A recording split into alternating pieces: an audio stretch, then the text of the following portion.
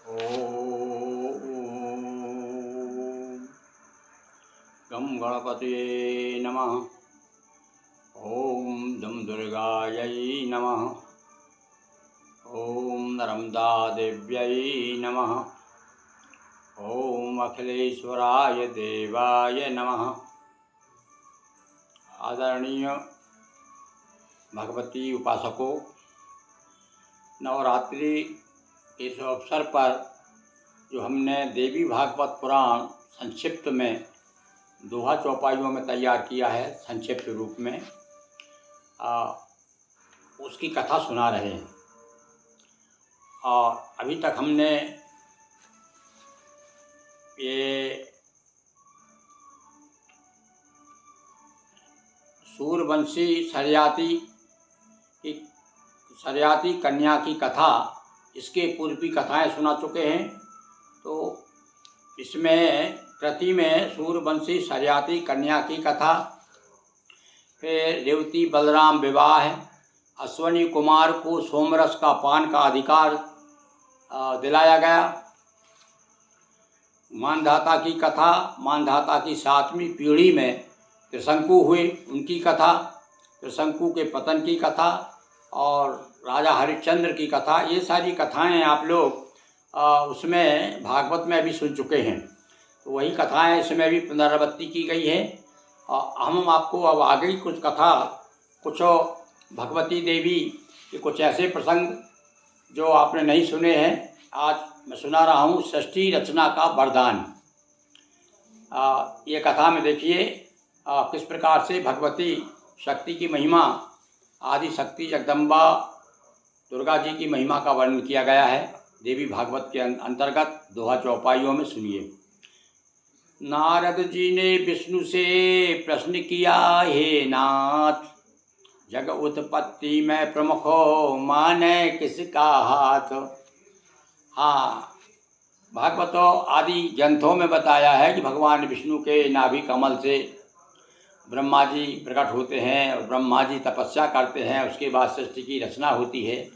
किंतु यहाँ पर वही प्रश्न उपस्थित किया। नारद जी भगवान विष्णु से पूछ रहे हैं कि सृष्टि की उत्पत्ति में किसका हाथ माने, यानी किसके द्वारा माने कि सृष्टि की रचना हुई। कहे कौन है रक्षा करता और कौन जग का संहारता, सभी कर्म फल कब है मिलते, कहें ज्ञान जिससे तम हटते। अब ये नाना प्रकार के प्रश्न जो है नारद जी भगवान विष्णु से कर रहे हैं। पूजन अर्चन जप अरु ध्याना, किसका करें मिले जो ज्ञान। ये भी पूछा कि ये पूजन अर्चन किसका करें महाराज, संसार की और सृष्टि के मूल में कौन है। सुनकर नारायण बोले, सत रहस्य के पर्दे खोले। अब भगवान विष्णु समझा रहे हैं, क्या कह रहे हैं कि एकमात्र देवी अब जगदम्बा, ऋषि मुनि सुर सबकी अवलंबा।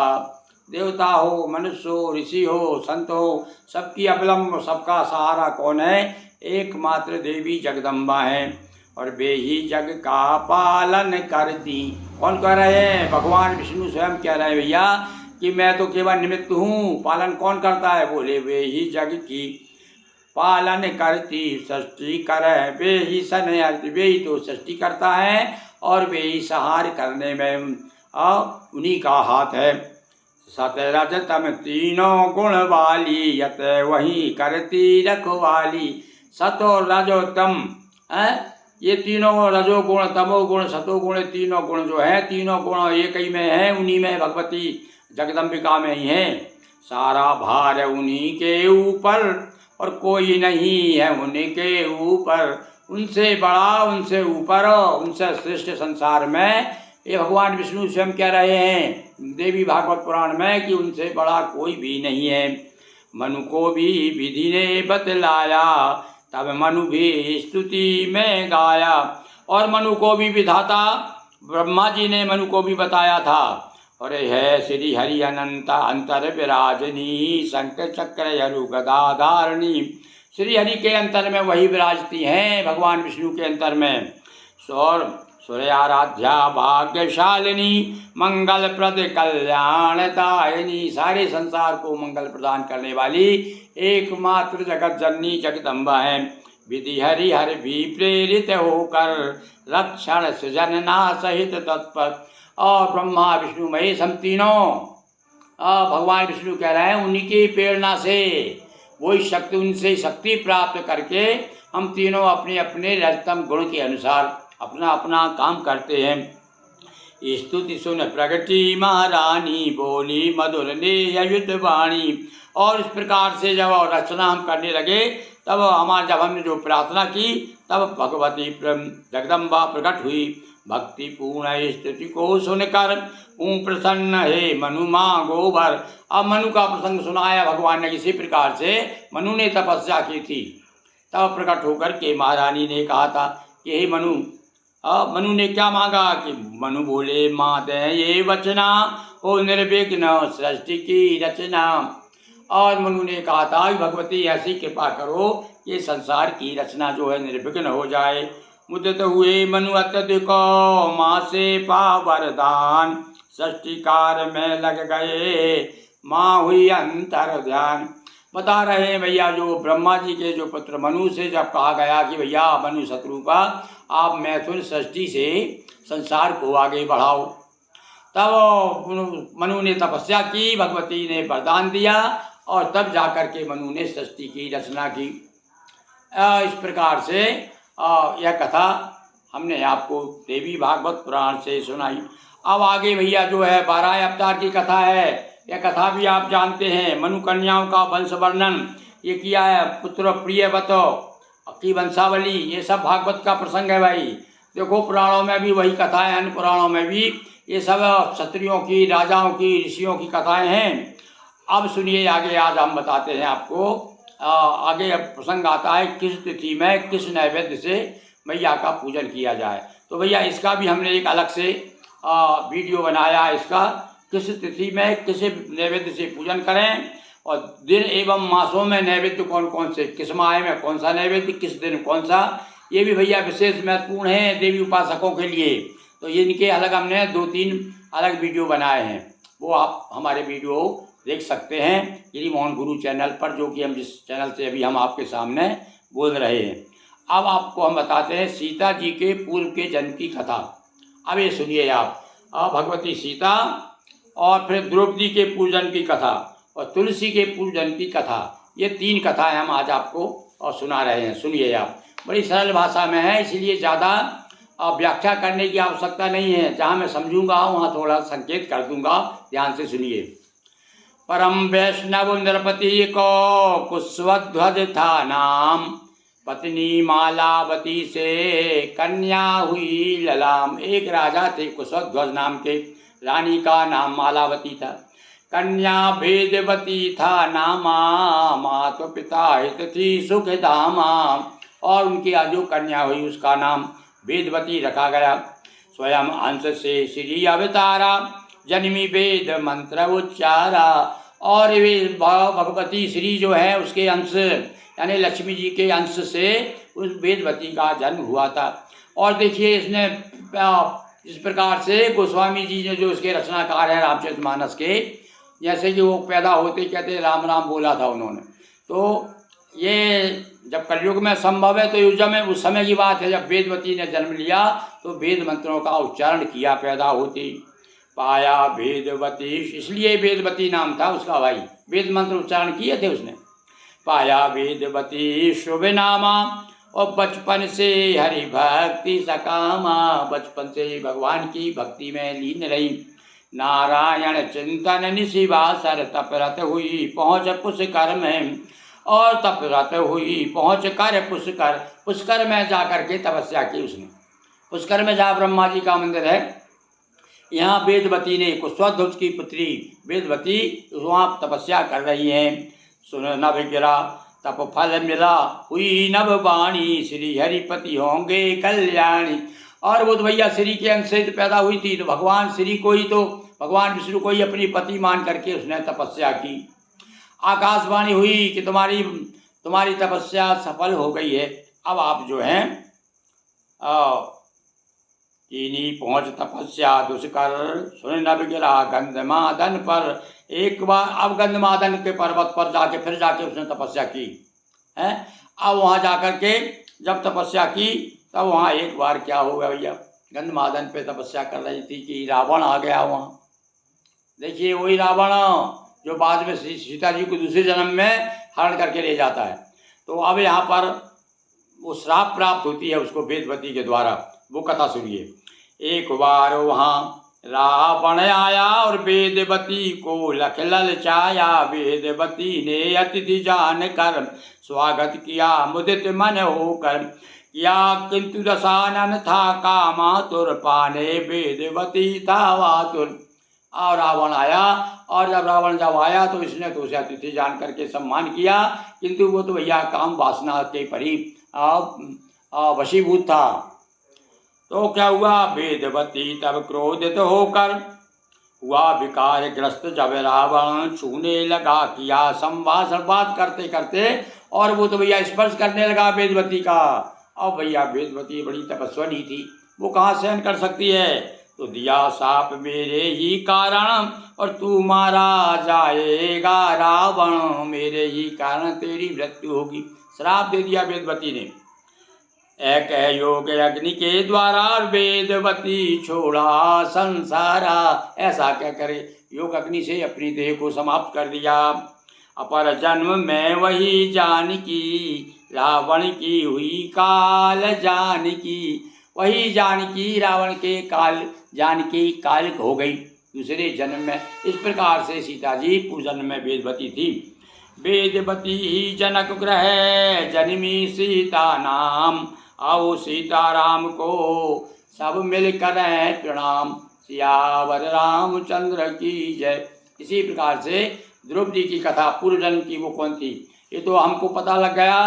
आज विदित हुआ कि भाई सीता जी जो है पूर्व जन्म में वेदवती थी। आप द्रौपदी का सुनिए आप, ये भी बिल्कुल नई कथा है। राम लखन सिय जिन दिनों करते थे वनवास। तभी विप्र का वेश धरो अग्नि आए पास।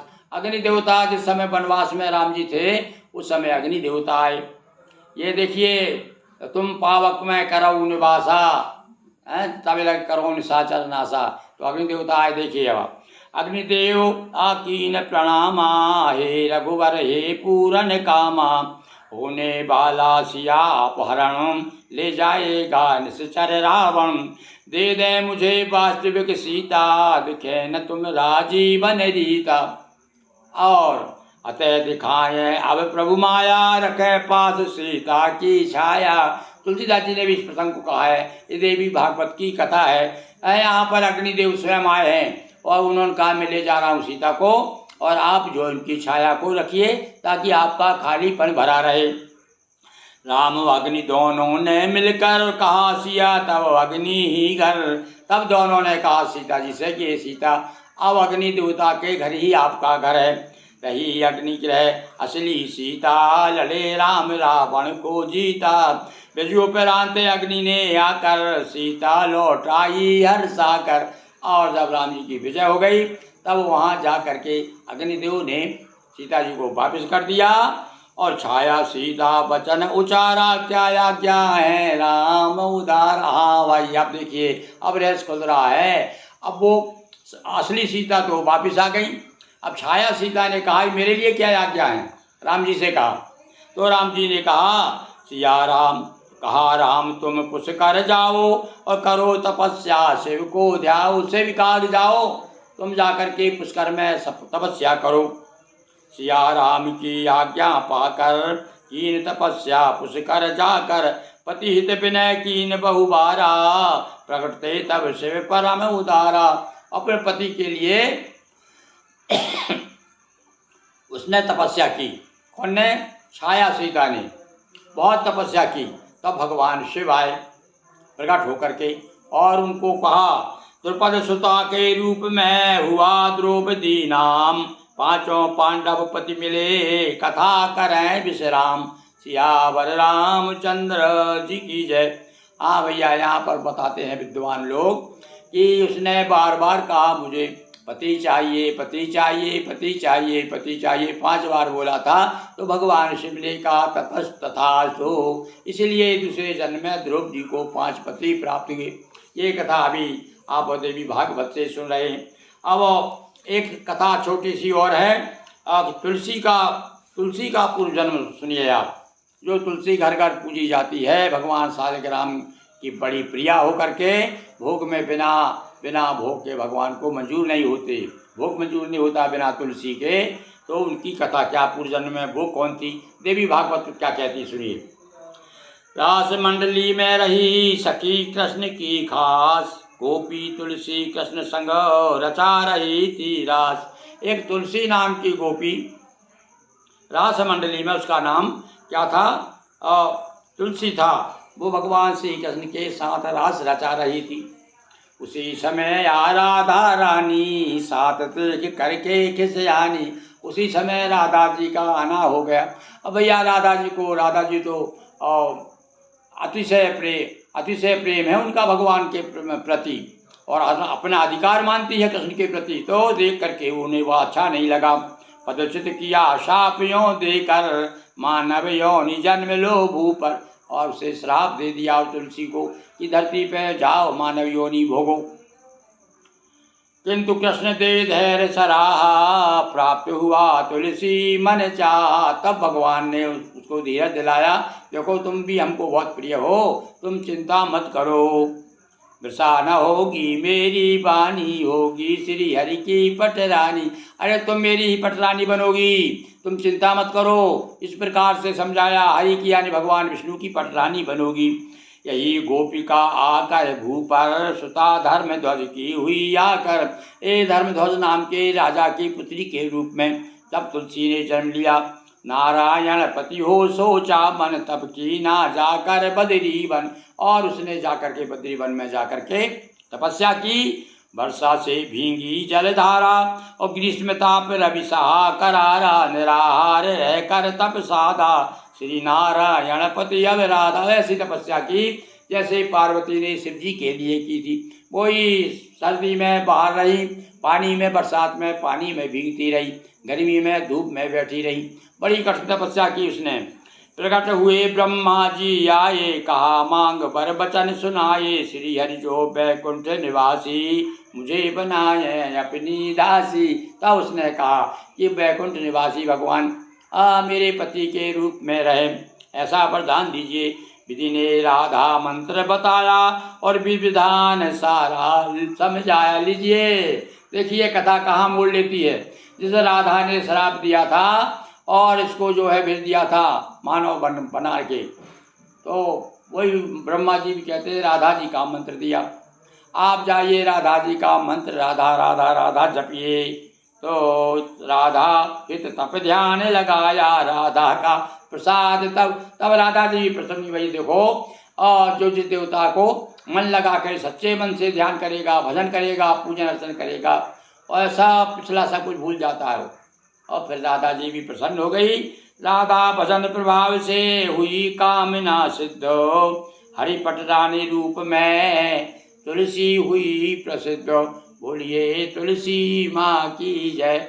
और आप लोग आज भी जो है बड़े प्रेम से हमारी माताएं बहनें गाती है, हरि की पटरानी नमो नमो तुलसी महारानी नमो नमो। ऐसी भैया आपको आज हमने तुलसी माता की, द्रौपदी माता की और सीता माता के पूर्व जन्मों की कथा सुनाई। बोलिए सियावर रामचंद्र की जय, वृंदावन कृष्ण चंद्र की जय, दुर्गा महारानी की जय। हर हर महादेव शंभो।